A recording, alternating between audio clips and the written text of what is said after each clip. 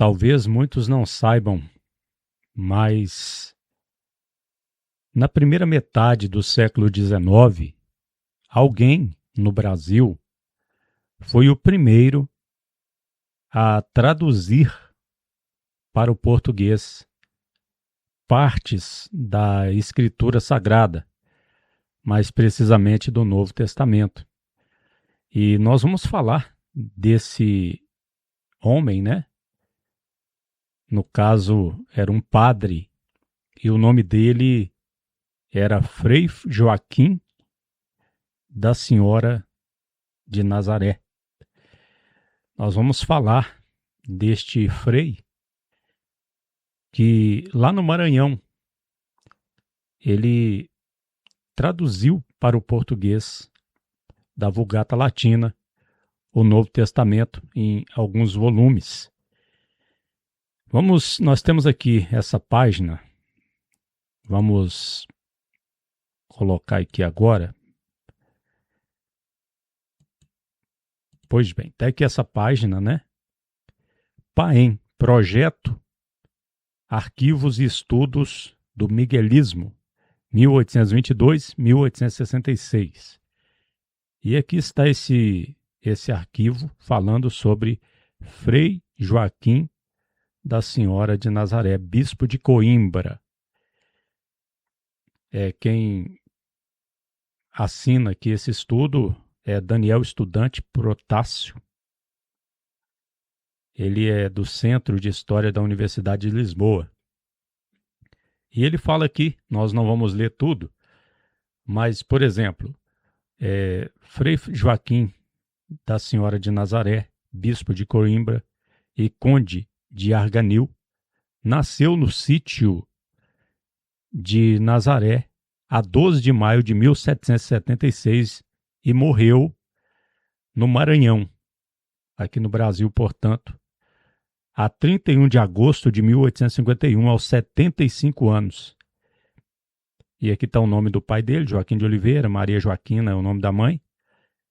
Estuda letras com as quais se habilita para entrar em 13 de maio de 1793, aos 17 anos, na Ordem de São Francisco, no Real Convento de Mafra, da província de Santa Maria de Arábida. Ou seja, ele era um frei franciscano, né?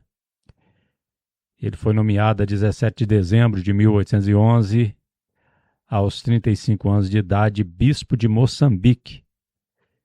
Mas antes, né, nós não lemos aqui, no colégio do convento de Mafra, conclui com muito bom aproveitamento um curso regular de estudos de filosofia, teologia, moral, dogmática e história. Por essa razão é eleito lento substituto de teologia que ocupa até setembro de 1811. Ele foi bispo lá em Moçambique, de Portugal foi para Moçambique, pelo que parece. E depois ele se tornou bispo de Leontópolis, em 1814, transferido a 3 de maio de 1819 para a Diocese do Maranhão, sendo confirmado por bula papal, no caso, né? Está aqui papa, mas deve ser papal, de 23 de agosto seguinte. 1819, a data que a Sociedade Bíblica lá de Londres estava lançando, né, a primeira Bíblia completa em português. Ele estava sendo transferido para a Diocese do Maranhão. Chega a São Luís do Maranhão a 3 de maio de 1820. Demorou, né? Foi transferido 13 de maio de 1819. Chegou dia 3 de maio de 1820. Deve ter vindo de navio, né? Lentamente. Na época não tinha carro, não tinha avião, então demorava mesmo. Por não querer jurar, chega a São Luís do Maranhão a 3 de maio de 1820. Por não querer jurar a independência brasileira, abandona a diocese a 7 de novembro de 1823, resignando. Ele era contra o Brasil ser independente de Portugal. E por aí vai. Nesse site aqui, nós temos várias informações a respeito de Joaquim da Senhora de Nazaré. E tem muitas informações dele aqui, viu? E cá no final, diz aqui, é intimado a 1º de julho de 1836 ir à presença de Joaquim Antônio de Aguiar, ministro da Justiça, o qual procura se conseguir obter resignação do prelado. Essa parte aqui eu nem entendo, não sei o que significa. E aqui embaixo, né? Aqui embaixo aqui é o mais importante para nós aqui. Essa parte aqui, ó. Escreveu o Novo Testamento de Nosso Senhor Jesus Cristo conforme a Vulgata Latina, traduzido em português e anotado segundo o sentido dos Santos Padres e expositores católicos, pelo qual se esclarece a verdadeira doutrina do texto sagrado e se refutam os erros dos novadores antigos e recentes. Obviamente, estava se referindo aqui, novadores antigos e recentes, os protestantes. Maranhão, 1845-1846. No jornal A Nação é descrito o seu funeral com honras de Estado. A Nação, número 1215, de 22 de outubro de 1851. E aqui nós temos as fontes dessa informação aqui neste site. Pois bem, vamos agora mostrar, né? Vamos mostrar uma foto de Joaquim da Senhora de Nazaré, para você ver uma foto dele. Tá aí, esse é o Joaquim da Senhora de Nazaré. Bispo e bispo em Portugal, de Coimbra, de Moçambique e bispo da Igreja Romana lá do Maranhão. Esse moço, esse senhor aí. E nós temos aqui a foto também da lápide dele, né? Vamos lá, vamos ver a foto da lápide. E tá meio difícil de ler, mas vamos tentar aqui. Aqui jaz Dom Frei Joaquim da Senhora de Nazaré, bispo de Coimbra, conde de um lugar aqui, senhor, e por aí vai. Foi prelado de Moçambique, então aqui está a lápide dele, né? Não dá para ler muito bem.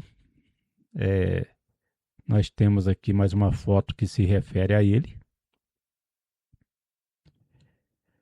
E nós temos aqui a foto, né? As fotos, temos 4 fotos aqui dos volumes do Novo Testamento de Nosso Senhor Jesus Cristo, conforme a Vulgata Latina, traduzido em português, olha aí, e anotado segundo o sentido dos Santos Padres.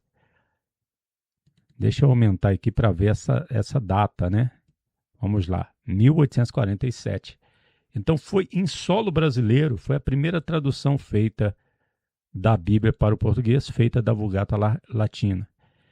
E nós temos aqui mais 4, vamos passar aqui, ó, essa página aqui da advertência sobre a epístola do apóstolo Pedro. Temos essa aqui, advertência preliminar sobre a epístola do apóstolo Paulo aos Filipenses. E temos essa advertência aqui, eu comecei a ler aqui e gostei, viu? Porque, vamos aumentar aqui, ó, sobre os Hebreus. Aqui, ó, advertência sobre a epístola do apóstolo São Paulo aos Hebreus.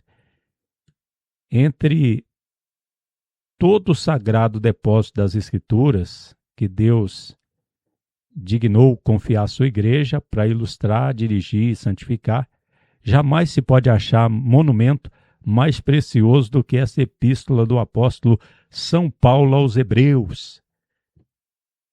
Existem alguns críticos que dizem, não, Hebreus não foi Paulo que escreveu, não, mas óbvio que foi, né? Nós temos certeza disso. Pastor Elias, como que o senhor tem certeza? O Espírito Santo nos dá certeza. E é bom ver, ainda que seja um Frei, mas afirmando aqui com certeza, sem dúvida nenhuma, igual nós afirmamos que foi Paulo, o apóstolo Paulo, que escreveu o livro aos Hebreus. Pois bem, aí está então, né, essas fotos. Agora, vamos lá para essa nota aqui de um dicionário bíblico protestante que nós encontramos. E aqui está a informação. No ano de 1847 foi publicado em São Luís do Maranhão o Novo Testamento traduzido por Frei Joaquim da Senhora de Nazaré, que se baseou na Vulgata. Esse foi, portanto, o primeiro texto bíblico traduzido no Brasil, tornando-se famoso por trazer em seu prefácio pesadas acusações contra as Bíblias protestantes, que, segundo os acusadores, estariam falsificadas e falavam contra Jesus Cristo e contra tudo que é bom. Meu amigo, minha amiga, não há nada novo debaixo do céu. O que foi ontem será hoje e da mesma forma, né? Veja que a discussão que às vezes envolve hoje as Bíblias, né, protestante, católica. Os católicos dizem a nossa é melhor, os protestantes, a nossa é melhor. Essa discussão vem desde muito tempo, né? E o Frei Francisco de Nossa Senhora de Nazaré, ele escreveu e colocou lá acusações pesadas no prefácio contra as Bíblias protestantes. Provavelmente ele já conhecia a primeira Bíblia em português de João Ferreira de Almeida, porque ele traduziu o Novo Testamento em 1847. E a primeira tradução em português completa foi em 1819, mas desde 1881 já existia, né? João Ferreira de Almeida, 1693, depois terminaram o Velho Testamento, Jacobus van Acker, né? Então, nós temos aqui essa curiosidade, nessa informação. A primeira Bíblia, a primeira tradução da Bíblia em solo brasileiro, foi feito por Frei Joaquim de Nossa Senhora de Nazaré em 1847. Pois é bom saber disso, né? Por que é bom saber disso? Primeiramente, pelo que está escrito lá em Eclesiastes, capítulo 1, versículo 9, que diz o seguinte: o que foi, isso é o que há de ser, e o que se fez, isso se fará, de modo que nada há de novo debaixo do sol. Há alguma coisa de que se possa dizer, vê, isto é novo? Já foi nos séculos passados e que foram antes de nós. Já não há lembrança das coisas que precederam e das coisas que hão de ser também delas. Não haverá lembrança entre os que hão de vir depois. Eu, pregador, fui rei sobre Israel em Jerusalém, por aí vai. Então não há nada novo, né? Agora, é interessante porque me fez lembrar de algo que acontecia há 40 anos atrás, quando eu era criança. Eu ouvi algumas pessoas adultas dizendo assim: não pode ler a Bíblia não, porque se lê a Bíblia fica doido. Se lê muito a Bíblia, endoidece, fica doido. Eu ouvia pessoas falando isso, e geralmente pessoas que frequentavam a igreja católica, porque na época era difícil ver um protestante, um evangélico, né?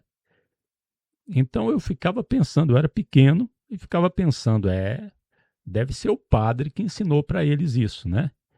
Que se lê a Bíblia fica doido. Engraçado que eu ouvia isso, mas eu não acreditava nisso. Isso há 40 anos atrás. Então, no interior, em cidades menores, não havia tanta informação. Hoje nós sabemos que realmente teve uma época que a igreja oficial proibia traduzir a Bíblia do latim para a língua do povo. Então, provavelmente daí surgiu esse dito que se lesse a Bíblia ficasse doido. Ficava doido. Porque nós sabemos que os oficiais da igreja romana entendiam que eles tinham que ensinar a Bíblia para o povo, que o povo não poderia compreender sem a ajuda deles. Mais interessante ver há quase 200 anos atrás, um frei tendo essa iniciativa, né? Então, parabéns para ele. Vamos, ainda que seja da Vulgata, né?